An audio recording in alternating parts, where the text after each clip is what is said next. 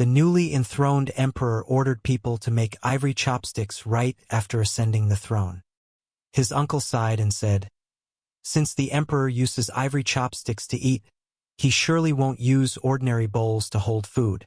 In the future, he will also have jade cups made. With these, he definitely won't eat ordinary food, wear ordinary clothes, or live in an ordinary house. Instead, he will demand to wear magnificent and precious clothes and live in a luxurious palace. To meet this standard, he will surely expand his collection of more precious items. I'm afraid he will head towards destruction because of this." Before long, the emperor indeed had a palace built with jade and lived a life of extravagance. Eventually, the common people all turned against him. Merely because of having a pair of ivory chopsticks made, the new emperor gradually developed desires for various luxurious items. From not using ordinary bowls and demanding jade cups to pursuing magnificent and precious clothes and luxurious palaces. This shows that once a person's desires are aroused, they will often grow and spread like a snowball, getting out of control. In life, we often encounter similar situations. For example, after buying a luxury item, we may want to match it with more high-end items that go with it, thus getting trapped in the whirlpool of constantly pursuing material enjoyment. The emperor failed to restrain his initial desire to use ivory chopsticks, which finally led to the consequences of extravagance and the common people turning against him.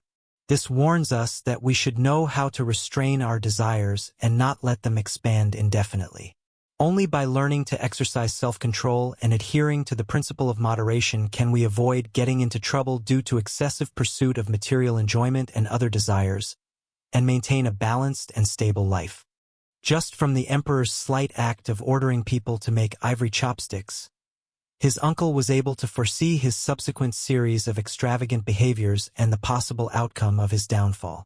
This embodies the wisdom of seeing the big picture from small details, that is, being able to keenly perceive the possible development trend and final result of things through observing their subtle signs or beginnings. In real life and work, this ability is also very important. For example, from a small change in the consumption trend in the market, one can predict the development direction of the whole industry. The story tells us that we should not ignore those seemingly insignificant things in life, because they may be the beginnings that trigger significant changes. Just like a tiny spark, if not taken seriously, it may start a big fire. Therefore, we should always be vigilant, pay attention to the subtle changes around us, and be good at discovering and analyzing problems from the subtlest details, so as to grasp the development situation of things. During the Ming Dynasty, a general was about to go and suppress the rebellions on the frontier.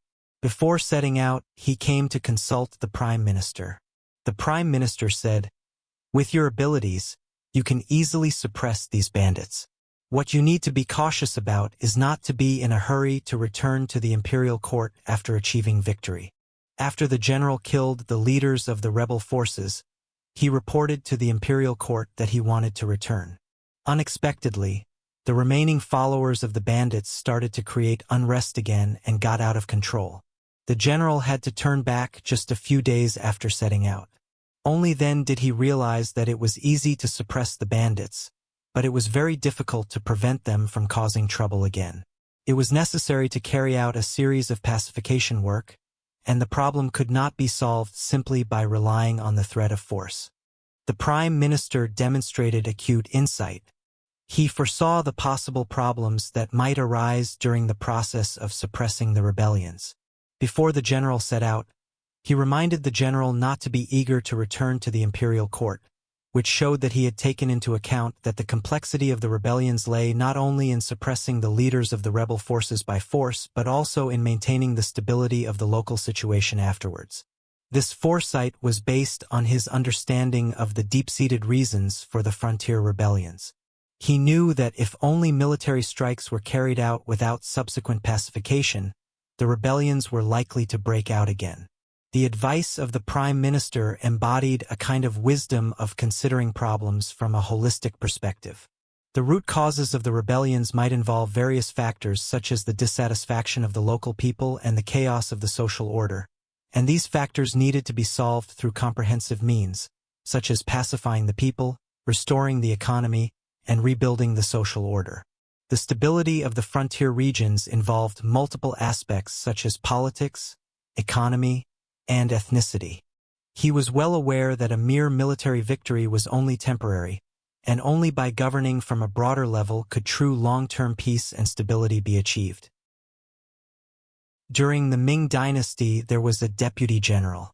After failing to obtain the position of general, he relied on the powerful influence of his family and directly returned to his hometown, asking for leave on the pretext that his children were young.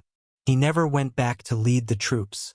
The imperial court found it very difficult to handle this situation. The Minister of National Defense said, "He is of a cruel temperament and not good at commanding his soldiers. There is no need to worry that he will lead a rebellion. It is illegal to promote him now. If we summon him and he refuses to come, it will damage the dignity of the imperial court." So, he requested the emperor to commend the loyalty of his ancestors and then did not ask him to come back. In the end, he did not get promoted either by blackmailing. He died alone of illness. When facing such a person as the deputy general who relied on his family influence, failed to fulfill his duties and even tried to blackmail for promotion, the imperial court was caught in a dilemma. This warns us that in terms of personnel selection, we should not only value a person's background or family influence, but also examine key factors such as his moral character, ability, and sense of responsibility. Putting an inappropriate person in an important position may bring many troubles and hidden dangers to the whole team or organization. The Minister of National Defense was able to accurately point out that the deputy general was of a cruel temperament and not good at commanding his soldiers, thus judging that there was no need to worry about his leading a rebellion. This reflects a profound insight into human nature, understanding that a person's character traits will greatly affect his behavior and decision-making. In real life, whether in team management or interpersonal communication, understanding the weaknesses and strengths of others' characters helps us better predict their behavioral trends and adopt appropriate coping strategies. The approach of requesting the emperor to commend the loyalty of the deputy general's ancestors and acquiescing in his not coming back to work was a flexible coping strategy under a specific difficult situation. It not only avoided the possible conflict caused by forcibly summoning him back and the damage to the dignity of the imperial court, but also did not satisfy the unreasonable demand of the deputy general for promotion. This tells us that when encountering thorny problems, we sometimes need to break out of conventional thinking and look for some innovative solutions that can both resolve contradictions and safeguard our own principles and interests. More detail, more story, follow me, please.